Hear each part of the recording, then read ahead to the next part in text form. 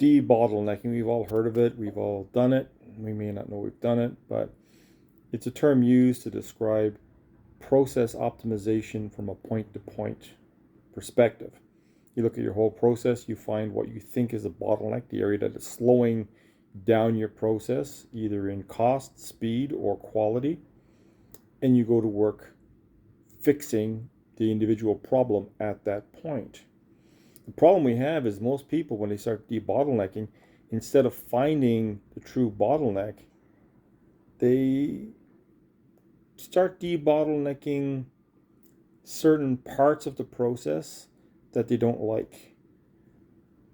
The accountants, God bless them, yeah, they like to debottleneck the expensive piece of equipment.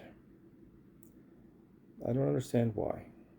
Think about, you have a piece of equipment in your line, it's only operating 50% of the time. That's not the bottleneck. So if you debottleneck it and make it more efficient, wow, it's now operating 25% of the time. It hasn't done anything to improve your throughput, to improve your quality, or to reduce your cost.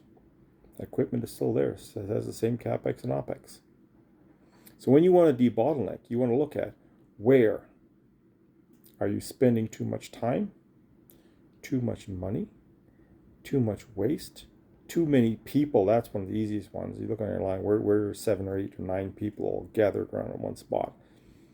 Where is everything slowing down? And you'll usually find a bunch of work in progress right behind that stage as well. So when you think about debottlenecking, think about that.